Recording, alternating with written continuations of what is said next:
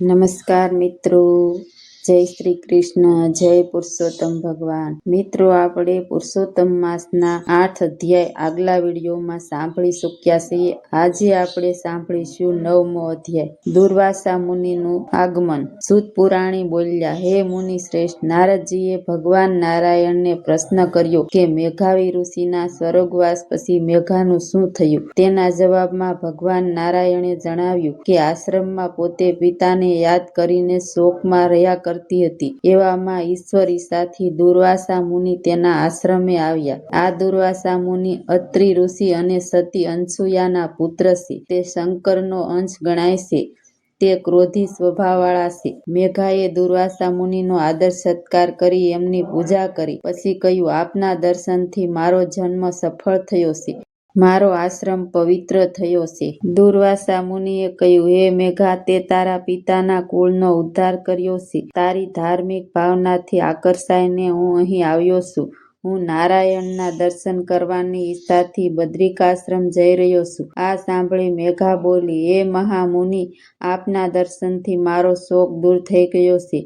આપ જાણો છો કે આ આશ્રમમાં હું અનાથ જેવી હાલતમાં રહું છું. મારો કન્યાકાળ વીતી જાય છે, તેની મને ચિંતા છે. આપ કોઈ ભાગશાળી પુરુષ મારું પાણી ગ્રહણ કરે તેવો ઉપાય બતાવો. આ ચિંતા મને રાત દિવસ સતાવે છે, જેથી મને ભોજન પણ ભાવતું નથી અને વિચારોમાં રાતે ઊંઘ પણ આવતી નથી. મારું દુઃખ દૂર કરવા હું આપને વિનંતી કરું છું. આટલું કહી મેઘા દુર્વાસા મુનિ સામે આશાભરી હાથ જોડીને ઊભી રહી. શ્રી બૃહદ નારદ પુરાણના પુરુષોત્તમ મહાત્મ્યના દુર્વાસા મુનિનું આગમન નામનો 9મો અધ્યાય સંપૂર્ણ. બોલો શ્રી પુરુષોત્તમ ભગવાનની જય. આજે આપણે પવિત્ર પુરુષોત્તમ માસમાં દેડકા દેવની વાર્તા સાંભળીશું. એક ગામમાં ડોસી રહે. દુનિયામાં એનું કોઈ નહીં. રેટીઓ કાતેને પેટ ભરે. પુરુષોત્તમ માસ આવતા ડોસી વલોપાત કરી કે પ્રભુએ એકાદ દીકરો દીધો હોત તો વહુ લાવત, ઘર વહુને સોંપી નિરાંતથી પ્રભુ ભક્તિ કરત. રાંધવા સીંધવાની કડાકૂટમાં પુરુષોત્તમ પ્રભુને નિરાંતે ભજાતા નથી. આવો વલોપાત કરતા ડોસી દાંતણ કાપવા ગઈ.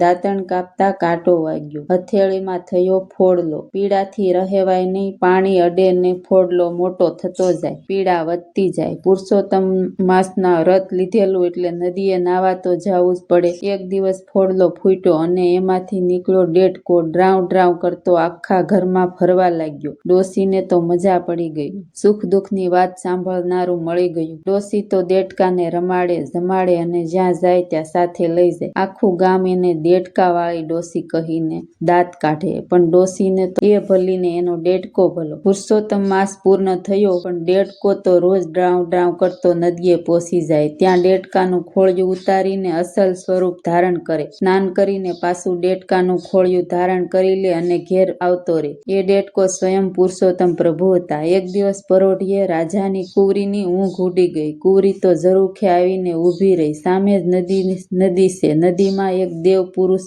સ્નાન કરી રહ્યા છે. કુંવરી તો મોહિત થઈ ગઈ. થોડી વારે દેવ પુરુષ નદીમાંથી નીકળ્યા અને દેડકાનું ખોળિયું ધારણ કરી ચાલ્યા ગયા. કુંવરીએ સંકલ્પ કરી લીધો કે પરણું તો આ પુરુષને જ પરણું, બીજા બધા મારે ભાઈ બાપ. એવામાં કુંવરીના માગા આવ્યા. કુંવરીએ કહ્યું, વરીશ તો દેડકાને જ વરીશ. રાજા ક્રોધિત થયો. સામ દામ દંડ ભેદ અજમાવ્યા પણ કુંવરી તો એકની બે ન થઈ. એણે તો અન્ન જળ છોડી દીધા. હારીને રાજાએ ડોસીને બોલાવી. વાત જાણતા જ ડોસી તો હરખાવા લાગી. દેડકાને કુંવરી વરતી હોય એ તો ગોળ કરતાય ગળ્યું કહેવાય. ઘડિયા લગ્ન લેવાયા. વાત આખા ગામમાં ફેલાઈ ગઈ. બધા દાંત કાઢવા લાગ્યા. જાત જાતની વાતો કરવા લાગ્યા. રાજા રાણીની ભોઠપનો પાર નથી પણ કુંવરી તો હરખાય છે. કુંવરી દેડકા સાથે 4 ફેરા ફરી ડોસી વરઘોડિયાને લઈને ઝૂંપડીએ આવી. રાત પડતા ડોસી ઊંઘી ગઈ. કુંવરી જાગે છે. દેડકો ટગર ટગર એની સામે તાકી રહ્યો છે. મધરાત થતા કુંવરી બોલી, કહે દેવ, હવે તમારા અસલ સ્વરૂપમાં આવો. મેં તમને નદીમાં સ્નાન કરતા જોયા છે. ત્યારે દેડકો બોલ્યો કે તારા પિતા મહાયજ્ઞ કરી સહસ્ત્ર ગાયોનું દાન કરે તો હું અસલ રૂપમાં આવું. કુંવરી તરત મહેલે ગઈ. પિતાને વાત કરી. રાજાએ બીજા દિવસે મહાયજ્ઞ કરી ગાયોના દાન દીધા. શ્રીફળ હોમાતા જ પ્રભુ અસલ સ્વરૂપમાં આવી ગયા.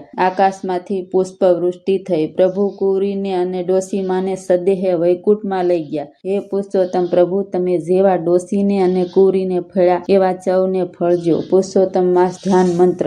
વંશી વિભૂષિત કરનવીરદા ભાતુ પીતાંબરોણ બિંબફલાદ્રોષ્ટુ પૂર્ણેન્દ્રુ સુંદર મુખારવિંદ નેત્રામ પુરુષોત્તમ પરમ કિમપી તત્વહમ જાને. જેના કોમળ હાથ મુરલીથી સુશોભિત થઈ રહ્યા છે, જેના દિવ્ય અંગની શોભાનું તેજ નૂતન વાદળા જેવું છે, જેના પીળા વસ્ત્ર છે, જેના ઓઠ અરુણોદય સમાન લાલ છે, જેનું મુખ પૂર્ણ ચંદ્રમા જેવું સુંદર છે અને જેમના નેત્ર ખીલેલા કમળ જેવા છે, એવા શ્રી પુરુષોત્તમ ભગવાનથી શ્રેષ્ઠ બીજા કોઈ પણ તત્વને હું જાણતો નથી. બોલો પુરુષોત્તમ ભગવાનની જય.